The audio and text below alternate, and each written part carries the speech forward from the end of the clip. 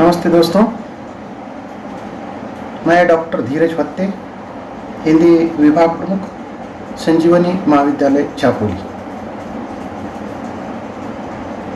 BA द्वितीय वर्ष ऐच्छिक हिंदी पाठ्यक्रम के अंतर्गत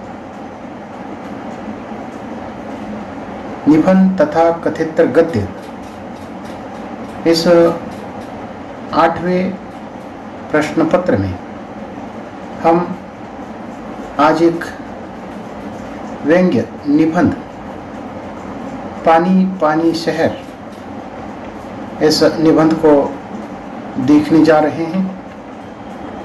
राम अवतार यादव जी का ये निबंध है। ये जो पानी पानी शहर निबंध है वह एक व्यंग्य लेख है और इस व्यंग्य में महाराष्ट्र राज्य की राजधानी मुंबई महानगर में 26 जुलाई 2005 को भयंकर बारिश हुई थी। इस भयंकर बारिश के कारण ये जो पूरी मुंबई माया नगरी है, जिसने नदी का रूप धारण किया था, नदी की भयंकर बाढ़ और उसके जो दुष्परिणाम हैं, उन दुष्परिणामों को व्यंग्यात्मक ढंग से निबंधकार राम अवतार यादव जी ने पानी पानी शहर में प्रस्तुत किया है।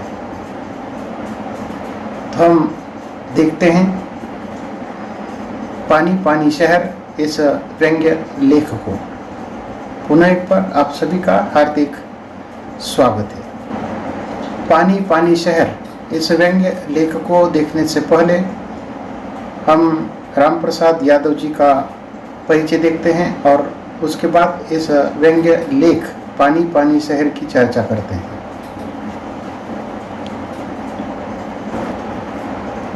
पानी पानी शहर इस व्यंग्य निबंध के निबंधकार राम अवतार यादव है। राम अवतार यादव साहित्यकार, व्यंग्यकार और अध्यापक के रूप में जाने जाते हैं।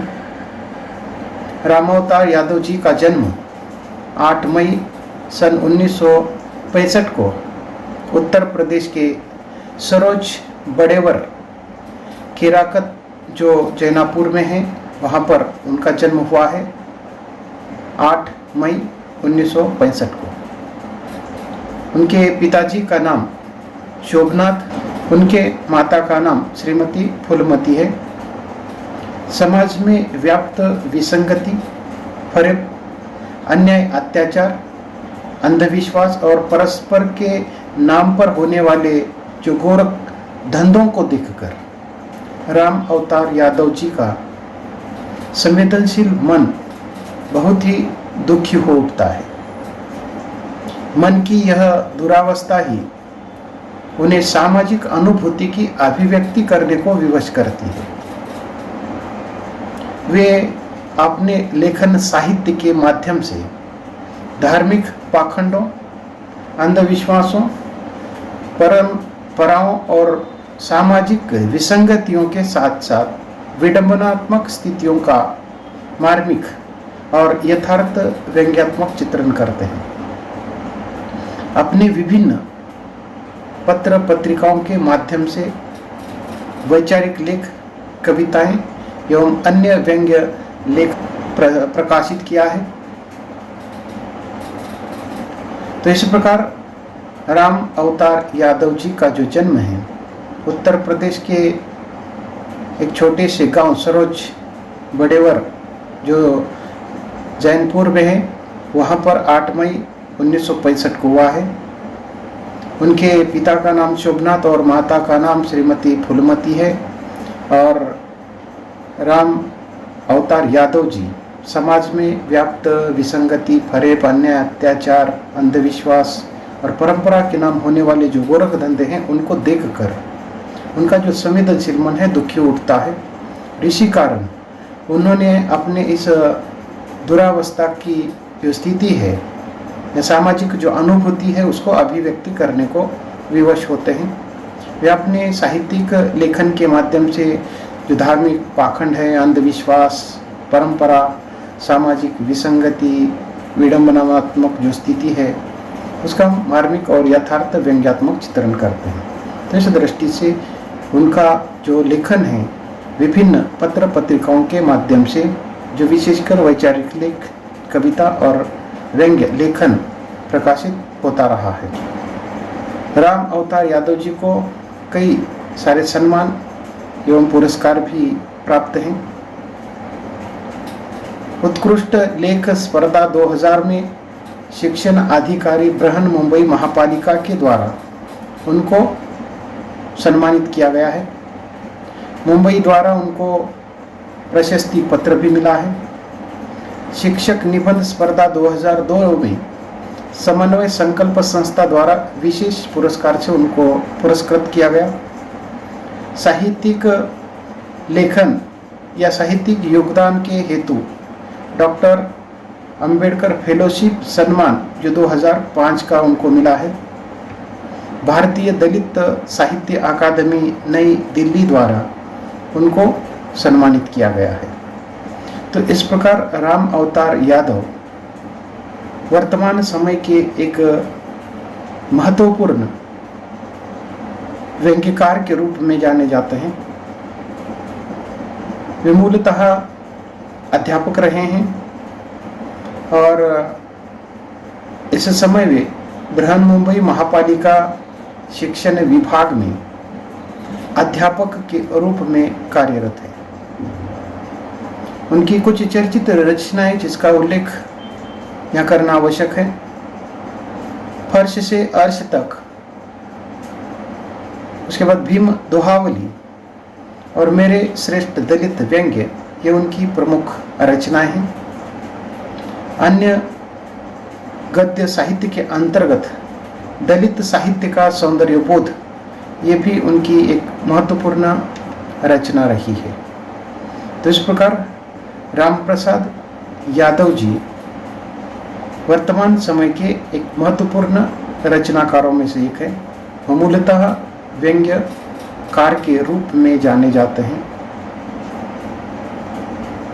तो हम राम अवतार यादव जी की जो रचना पानी पानी शहर है, उसकी जो संवेदना है, उसका जो मूल सारांश है, उसकी यह चर्चा करते हैं। तो इस स्लाइड में आपको कुछ चित्र दिखाई दे रहे हैं। वह मुंबई महानगर के हैं जिस समय मुंबई में भयंकर बारिश हुई थी। पूरे मुंबई महानगर ने नदी का या बाढ़ का जो रूप धारण किया था, जिसके कारण इस महानगर को कई सारे दुष्परिणामों का सामना करना पड़ा। और राम अवतार यादव जी ने इन्हीं दुष्परिणामों का व्यंग्यात्मक जो लेखा जोखा है, इस रचना के माध्यम से हमारे सामने उपस्थित किया है। इस स्लाइड में जो चित्र दिखाई दे रहा है वह 26 जुलाई 2005 का मुंबई महानगर का है, जिस समय मुंबई में भयंकर बारिश हुई थी। तो हम देखते हैं पानी पानी शहर, ये जो व्यंग्य निबंध है उस निबंध का सार। राम अवतार यादव जी के व्यंग्य संग्रह मेरे श्रेष्ठ दलित व्यंग्य, ये जो उनका व्यंग्य संग्रह है, इस व्यंग्य संग्रह में कुल 14 व्यंग्य लेख संकलित है। और इसी व्यंग्य संग्रह मेरे श्रेष्ठ दलित व्यंग्य में ये जो पानी पानी शहर है वह भी व्यंग्य लेख संकलित है। और इसी व्यंग्य संग्रह से इस निबंध को पाठ्यक्रम के अंतर्गत लिया गया है। जो वर्तमान कालीन घटनाओं और समस्याओं को विस्तार से प्रतिबिंबित करते हुए उसको प्रस्तुत करता है। ये जो निबंध है वह वर्तमान युगीन जो घटना है और विभिन्न प्रकार की जो समस्या है उसको विस्तार के साथ प्रतिबिंबित करता हुआ हमारे सामने उपस्थित होता है। तो इस व्यंग्य में महाराष्ट्र राज्य की राजधानी, जिसे माया नगरी मुंबई कहा जाता है, तो इस मुंबई महानगर में आई नदी की भयंकर बाढ़ के जो दुष्परिणाम हैं, उन दुष्परिणामों को व्यंग्यात्मक ढंग से या व्यंग्यात्मक लेखा जोखा तो इस निबंध के माध्यम से प्रस्तुत किया है। किस तरह यह बाढ़ मुंबई जैसे महानगर के जनजीवन को बुरी तरह से प्रभावित करती है, तो इसका आंखों देखा जो हाल है राम अवतार यादव जी ने इस व्यंग्य निबंध में प्रस्तुत किया है। कुछ स्लाइड के माध्यम से मुंबई में हुई ये जो 26 जुलाई 2005 की जो बारिश है, जिसके कारण बनी हुई मुंबई की दुर्दशा, कुछ चित्रों के माध्यम से, कुछ प्रसंगों के माध्यम से आपके सामने मैंने प्रस्तुत की है। तो इस प्रकार हम देखते हैं कि 26 जुलाई 2005 को मुंबई में भयंकर बाढ़ हुई थी और इस प्रकार ये जो जलाप्लावन की जो स्थिति है उसका स्वयं लेखक ने अनुभव किया था और इस रचना के माध्यम से उन्होंने ये जो दृश्य, ये जो परिस्थिति देखी है, इसका अनुभव उन्होंने किया है और उसी अनुभव को इस लेख के माध्यम से, अलग अलग दृश्यों के माध्यम से हमारे सामने उन्होंने प्रस्तुत किया है। बहुत ही मार्मिक और यथार्थपरक ये उनका अनुभव रहा है और उन्होंने इस लेख के माध्यम से उन्होंने हमारे सामने प्रस्तुत किया है। तो उस समय का जो उनका अनुभव है, शायद उस समय आप बहुत छोटे होंगे, लेकिन ये जो बारिश हुई थी, इतनी बेहाल ये बारिश थी, पूरे शहर ने नदी और बाढ़ का रूप धारण किया था। चारों तरफ पानी ही पानी था। इमारतें एक एक मंजिल तक पानी में डूब गई थी। सड़क पर 20-20 फीट तक पानी खड़ा होने लगा था। ऐसी स्थिति में लोगों को अपनी जान बचाने के लिए छतों पर, पेड़ों पर चढ़कर और यहाँ तक कि पंखों से लटक कर अपनी जान बचानी पड़ी। तो इस भयंकर बाढ़ में न जाने कितने लोगों को जल समाधि भी मिल गई है। परिवार का जरूरी सामान, कपड़ा लत्ता और अनाज सब पानी में बह जाता है। घर बेघर हो जाते हैं। यहाँ तक कि पेड़ की एक एक शाखा पर 25-25 लोगों को शरण लेनी पड़ती थी। कई लोग घर बार छोड़कर पहाड़ों की पनाह में चले जाते हैं। सरकार की सारी जो सुविधाएं हैं बाढ़ की चपेट से तहस नहस हो जाती है। न बिजली, न पानी, न तो फोन की व्यवस्था, ये सब बंद है। घर आशियाने बह गए हैं। राशन पानी में डूब गया। दुकानों में पानी और कीचड़ भरा हुआ है। ये जो स्वयंसेवी जो संस्था हैं, उनसे जो भी राहत सामग्री लेने के लिए लंबी लंबी कतारें लग जाती है। तो इस प्रकार की भयंकर जो दुरावस्था है महानगर मुंबई की होती है और ये प्रत्यक्ष जो अनुभव है लेखक ने किया है और इस लेख के माध्यम से, एपिसोड के माध्यम से अलग अलग दृश्यों द्वारा हमारे सामने उन्होंने व्यक्त किया है। मुंबई की ये जो स्थिति है बहुत ही भयानक होती है और इस बाढ़ के कारण मुंबई की जो दुरावस्था हुई है उसका लेखा जोखा इस रचना के माध्यम से रचनाकार ने हमारे सामने उपस्थित किया है। मुंबई महानगर की इस भयंकर बाढ़ से लेखक ने जो अनुभव किया है उसको इस व्यंग्य के माध्यम से उन्होंने व्यक्त किया है। तो इस भयंकर बाढ़ से राजा और रंक भी प्रभावित होते हैं। किसी प्रकार का भेदभाव दिखाई नहीं देता है। जो सभी लोग इस बाढ़ से प्रभावित हुए हैं। अमीर गरीब का जो भेद है भूलकर सब लोग राहत की सामग्री की जो कतार है उसमें शिष्टता, शराफत, गंभीरता और कुलीनता का जो मुलम्मा है उतार कर सरेआम खड़े थे। इस प्रकार का जो भेदभाव है लेखक ने मिटता हुआ देखा है कि यहाँ ऐसे दुरावस्था में जिस समय राहत की आवश्यकता है ऐसे स्थिति में यहाँ लोग क्या करते हैं, अपने ये जो भेद है अमीर गरीब का जो भेद है वह भूलकर बहुत ही शिष्टता, शराफत और गंभीरता के साथ अर्थात उस लाइन में या कतार में खड़े हो जाते हैं। ये जो दृश्य है लेखक ने देखा है। तो इस तरह राम अवतार यादव जी ने मुंबई महानगर में आई भयंकर बाढ़ से जो दुष्प्रभावित महानगरीय जन जीवन है वह बहुत ही जिसका वास्तविक चित्रण इस लेख के माध्यम से लेखक ने किया है, जो अमीर और गरीब के भेद को भी भुला देता है। लेकिन मनुष्य हार मानने वालों में नहीं है। वो कई बार उजड़ जाने के बाद भी अपनी अदम्य जीविका के कारण फिर अपने आशियाने को खड़ा करता है। तो इस प्रकार हम देखते हैं कि ये जो मनुष्य है, मनुष्य हार मानने वाला नहीं है। तो इस प्रकार पूरी जो मुंबई है वह पानीमय हो जाती है, बाढ़मय हो जाती है। यहाँ तक कि इस बाढ़ में कई सारे लोग अपनी जान गंवाते हैं, पूरा जनजीवन अस्त व्यस्त हो जाता है।